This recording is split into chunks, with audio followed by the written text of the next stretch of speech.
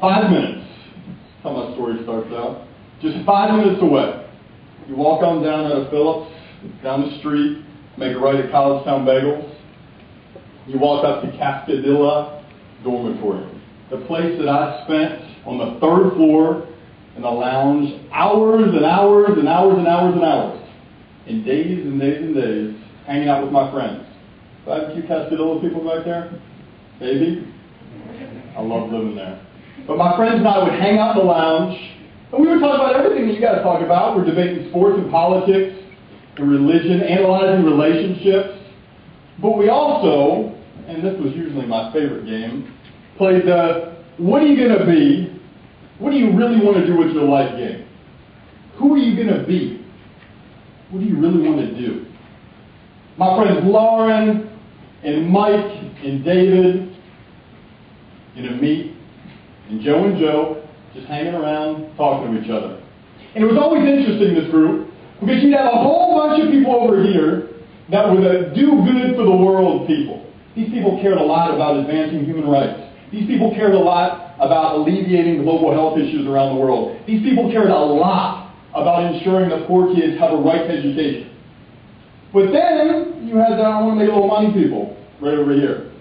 You had the Seans and the Mikes of the world who said, forget about that nonsense, that do-good nonsense. I want to make some money. I want a stable, real career. Here's what I want to do. I want to be an investment analyst. I want to be an investment banker. I want to work for McKinsey. I want to work for Bain. Oh, I want to work for an awesome New York City law firm and advise hedge funds and their investments. Forget about that. Always the dividing line. And the dividing line always made me uncomfortable. And here's what I want to talk to you about. I want to talk to you about how today, in 2010, that dividing line no longer exists. How that paradigm of making money over here or doing good for the world over here is not the reality of the 21st century. It's not your reality anymore. But at the same time, we got to be a little bit realistic. We have to understand that you, this generation, my generation, a generation born between 1980 and 2000, are called by the press a lot lately names like recession generation, the jobless generation, the recession kids, and this one, I hate this one, the lost generation. There was a cover on Business Week 2 months or so ago with a picture of University of Wisconsin students sitting sadly underneath a tree with the title Lost Generation ? Above them. And the bottom line, according to social psychologists and economists, is this. Increasingly, young people going into the workforce today are getting paid less. You have less opportunity. You have less career mobility. The highest youth unemployment rate today than in any time since World War II. Depression rates are on the rise. Things are messed up if you open up your ears and listen to what the research and the press has been telling us. But we're not the only generation now to feel economic anxiety. We're not the only group of young people to feel a little bit of anxiety about what we're going to do with the rest of our lives. And in the past, there was this young guy who had the opportunity to stand in front of the testers of all testers, the dude who invented the light bulb, Thomas Edison. And he had the opportunity to ask Edison two questions to give him a little bit of career clarity. The first is this. Mr. Edison, I got to know, why do you spend so much time, so much energy, so many of your hard-worn hours inventing that thing up there? And number two, how do you, and I love this word, thrive? Edison didn't hesitate. He said, young man, you got a pen? Good, take it out and write this down. Because this idea, this mindset, should frame how you attack the next 10, 20, 30 years of your life. Ready? Open up your eyes.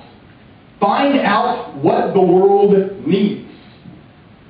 And then proceed to invent.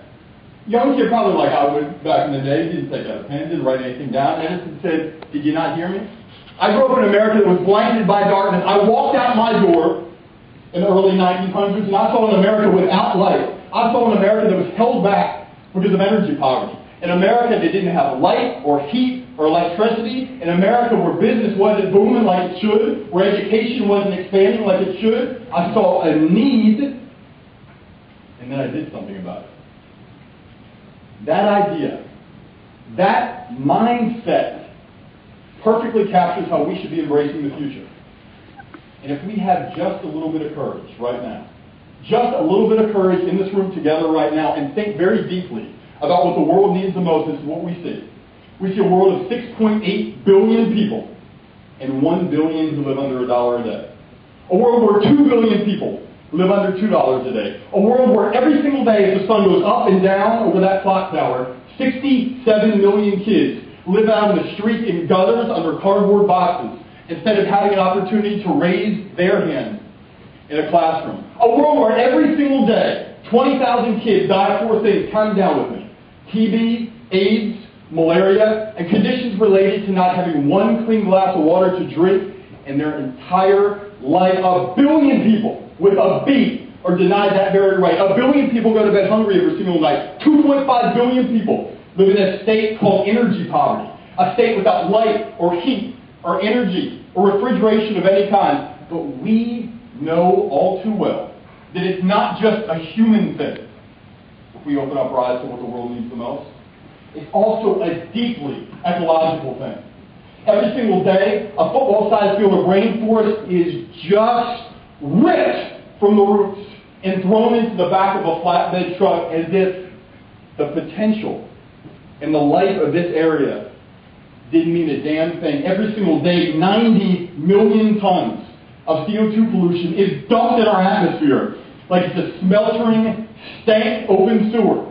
Not one in which we should protect. Every day, scientists from universities just like this one tell us we're facing something called the sixth extinction. A world where 2050, where 50% of all the plants and the animal species are gone because of the havoc that we're wreaking on this environment and a need that I didn't know anything about when I was a student here.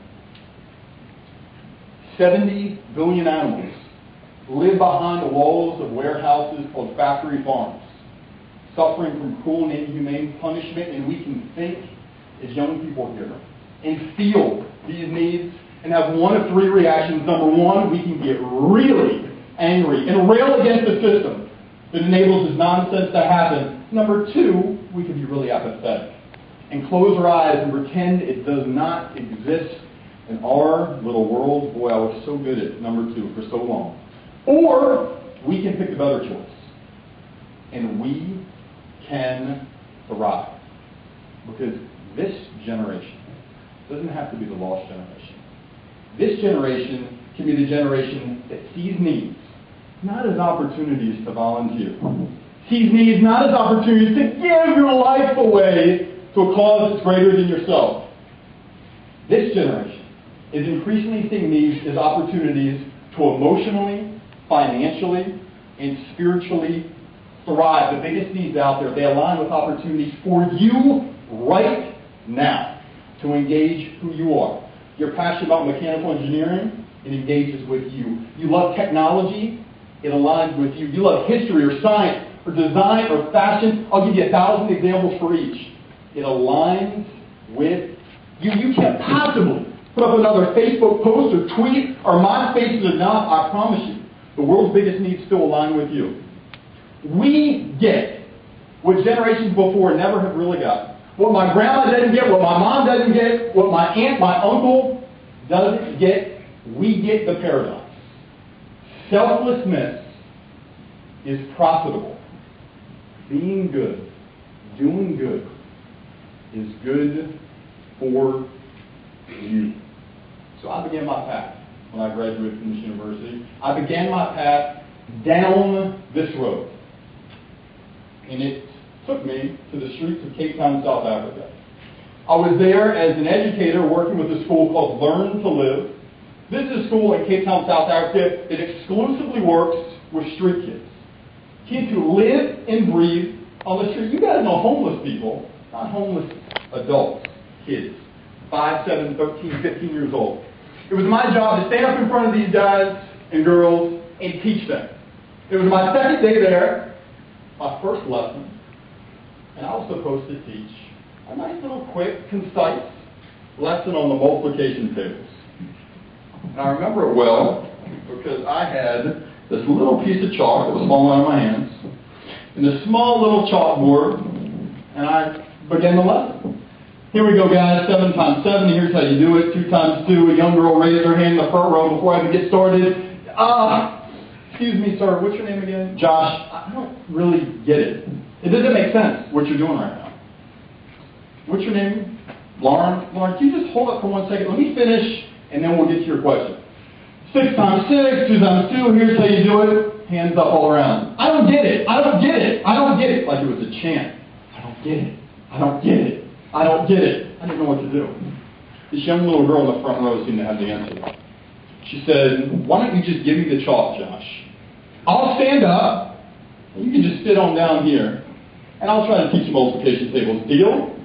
I didn't know what to do, guys. You know, when you get lost, you kind of just have to listen to kids, right? Here's your chalk, Lauren. I sit on down, and she stands on up. And she proceeds to teach her group of street kids the multiplication tables in a fresh and fun and innovative way, using these cool examples from the street, like this old train platform these kids would sleep on at night, and embedding it into the lesson so they would get it in a way that I didn't have the ability then to express, and I was so fascinated with her and her ability to do it. And I said afterwards, Lauren, how old are you? 12 years old. Where do you go at night? I know you mentioned this train platform where people would sleep on. Where do you go at night? She said, Josh, the reality is this. My parents, they died of AIDS. Grandpa, AIDS. Grandma, AIDS. My entire family has been wiped away. I don't really have an option, but I'm certainly not sleeping on that disgusting train platform, I can tell you that. Where do you go then, Lauren? Well, what I do usually is I hang out with European tourists. They come out of the bars and the clubs all the time here in Cape Town, and I sit here very patiently for them to walk out, and they usually approach me, and they ask me a couple questions. What's your name? Lauren. How old are you? 12. Deep breath, and then this one. How much are you? Usually the equivalent of about $3 American. Lauren goes back to their hotel rooms, is abused, assaulted, raped in the most horrific, sadistic ways. All because she wants a little food in her stomach. All because this young little girl doesn't want to sit and sleep on a disgusting train platform down by the way, and we can hear her need. We can feel what she's going through. And we can be apathetic, we can be angry, or, ironically, we can thrive. We can thrive by working with organizations like One Laptop Per Child that says, how can I use my technology to empower young girls like that around the world? They're distributing millions of laptops called Exo laptops to kids around the world. We can work with organizations like the Play Power Foundation, founded by an engineer who said, how can I use my skills to build something that helps empower kids? He's now distributing these cool video games to young people all across the developing world. We can work with large organizations like Save the Children and Free the Children, and upcoming emerging organizations like the More Than Me Foundation. We can also work with big companies like Microsoft, like Google, who are increasingly finding business opportunities in the developing world that help the poorest of the poor empower themselves through technology. The path continues. But this time to a rougher place. A more interesting place, but definitely a rougher place.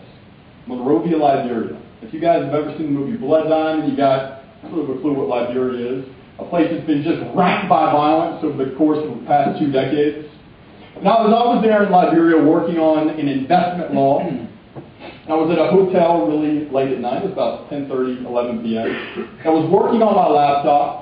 And I remember being really frustrated because I was getting kicked on and off the internet. Eventually, out of frustration, I closed it, put it in my black bag that I would carry around, ran out the front doors of the Royal Hotel. Just so you guys have the visual, this hotel is separated by a long street called Tubman Boulevard. And I needed to get to my house, which was across the street. And cars were coming every which way. No lights, by the way. Monrovia was in energy poverty when I was there. Walked out the front doors, spotted an opening, ran across the street, almost there, and boom, I fall in a hole. Ouch.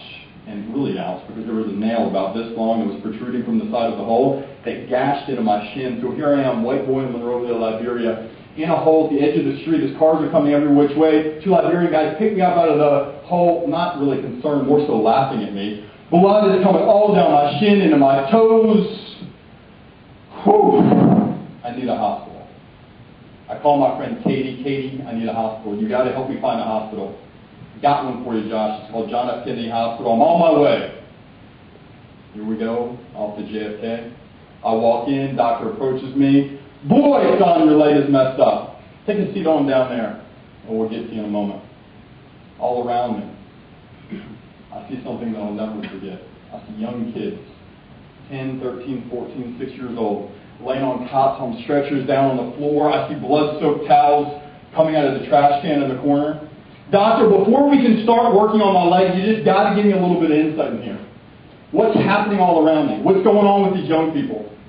Son, I'll break it down for you real quick. We got about 3 with TB, 7 with malaria, 2 that are on the edge of death because they've never had a clean glass of water to drink in their entire life, and 1 with AIDS. Any questions? We hear that. And we so often have the reaction of sorrow. So often we have the reaction where we close our eyes. Instead, pick the better choice and thrive. Thrive by working with organizations and companies like Job 4 Foot. Thrive by working with organizations like Aragon Eye Care. Thrive by investing in solutions to the problems that these people face.